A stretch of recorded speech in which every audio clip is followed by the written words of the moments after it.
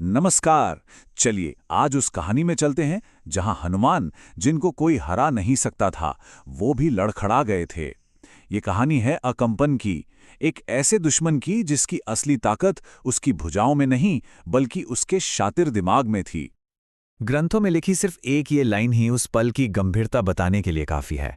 सोचिए जरा, जब महाबली हनुमान धरती पर गिरे तो सिर्फ वानर सेना ही नहीं बल्कि स्वर्ग में बैठे देवता भी सन्न रह गए थे। तो सवाल यह है कि आखिर हुआ क्या था उस दिन। लंका के मैदाने जंग में एक योद्धा था जिसे रोक पाना नामुमकिन लग रहा था, और फिर अचानक सब कुछ पलट गया। सोचिए, हनुमान उस वक्त पूरे जोश में थे। राक्षस सेना में तो जैसे कोहराम मचा रखा था। एक एक राक्षस को ऐसे उठाकर फेंक रहे थे जैसे वो कोई तिनका हो। बिल्कुल ऐसा लग रहा था कि उन्हें कोई रोक ही नहीं सकता। और ठीक तभी कुछ ऐसा हुआ जिसकी किसी ने कल्पना तक नहीं की थी। एक ऐसा हमला जिसने पूरे युद्ध का पासा ही पलट कर रख दिया। उनका जो विजय रथ था वो अचानक रुक गया। उनका पूरा शरीर, इतना विशाल शरीर, एक झटके से कांप उठा। वो एक कदम आगे नहीं बढ़ पा रहे थे। उन्हें ऐसा लगा जैसे जैसे एक ही पल में उनके शरीर की सारी ताकत किसी ने खींच ली हो। और जब हनुमान जी ने नीचे देखा अपनी छाती की तरफ, तो वो भी दंग रह गए। एक नहीं, दो नहीं, पूरे 14 विषैले तीर उनके शरीर में गहरे धंस चुके थे। उन तीरों में इतना दर्द था, इतना जहर था कि खुद पवन पुत्र का अजय शरीर भी ये वार सह नहीं पाया, और वो धरती पर गिर पड़े। अब हनुमान जी खुद हैरान थे कि आखिर ये है कौन। कौन था वो मायावी धनुर्धर जिसने वो कर दिखाया जो बड़े बड़े राक्षस नहीं कर पाए थे।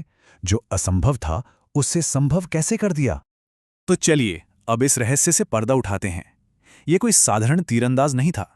ये एक ऐसा दुश्मन था जिसकी असली ताकत कुछ और ही थी। ये था अकंपन, रावण का सबसे चतुर, सबसे धूर्त सेनापति। एक ऐसा सेनापति जो अपनी बाजुओं की ताकत के लिए नहीं बल्कि अपने शातिर दिमाग के लिए जाना जाता था। अकंपन ना, वो बाकी राक्षसों जैसा बिल्कुल नहीं था। जहां दूसरे राक्षस अपनी ताकत, अपने बल का प्रदर्शन करते थे, वहीं अकंपन का असली हथियार था उसका दिमाग। उसके पास एक कमाल की कला थी। वो किसी भी योद्धा की सबसे बड़ी कमजोरी को ढूंढ निकालता था और ठीक उसी पर वार करता था, और यही चीज उसे सबसे ज्यादा खतरनाक बनाती थी।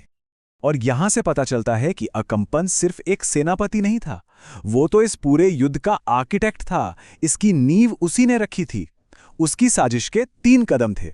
सबसे पहले उसने पहचाना कि सीता ही राम की सबसे बड़ी ताकत और सबसे बड़ी कमजोरी है।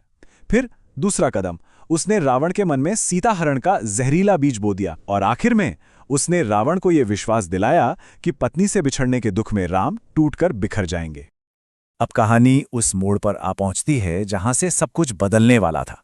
अकंपन को लगा कि वो जीत चुका है, लेकिन उसे क्या पता था कि असली बाजी तो अभी बाकी थी। जैसे ही पवन पुत्र जमीन पर गिरे, अकंपन उन्हें हारा हुआ समझकर जोर जोर से हंसने लगा, विजय का जश्न मनाने लगा। उसने तो मान ही लिया था कि उसने उस योद्धा को हरा दिया है जिसे कोई नहीं हरा सकता। लेकिन अकंपन ने एक बहुत बड़ी गलती कर दी थी। जैसे ही वो आखिरी वार करने के लिए आगे बढ़ा ना, उसके तीरों के जहर का असर खत्म हो गया। पता है क्यों? क्योंकि वो दर्द, वो पीड़ा अब हनुमान के क्रोध की आग में जलकर राख हो चुकी थी। और फिर जो हुआ वो था महाविनाश। ये सिर्फ एक राक्षस का अंत नहीं था, ये एक पूरे षड्यंत्र का, एक पूरी साजिश का अंत था। क्रोध से आग बबूला हनुमान जी उठे और उन्होंने एक पहाड़ जैसा विशाल पेड़ जड़ से उखाड़ लिया। उनका जवाब तेज था और विनाशकारी भी। अकंपन की सारी चालाकी, उसकी सारी रणनीति हनुमान के उस धर्मयुक्त क्रोध के सामने कुछ भी नहीं थी। जब हनुमान जी ने वो वृक्ष अकंपन के सिर पे दे मारा ना, तो धरती कांप उठी। उसकी सारी चतुराई हनुमान के गुस्से की ज्वाला के आगे फीकी पड़ गई, और बस एक ही झटके में उस दुष्ट का सिर फट गया, और उसके शरीर के साथ ही सीताहरण के सबसे पहले साजिशकर्ता का अस्तित्व भी हमेशा हमेशा के लिए मिट गया। ये सिर्फ एक जीत नहीं थी, ये उस कहानी के एक बहुत जरूरी चैप्टर का एंड था। तो ये कहानी हमें एक बड़े सवाल के साथ छोड़ जाती है। अकम्पन ने शायद सीधे तौर पर हथियार नहीं उठाया था, लेकिन क्या किसी षड्यंत्र का बीज बोना हथियार उठाने से भी बड़ा पाप नहीं है? इस पर सोचिएगा जरूर।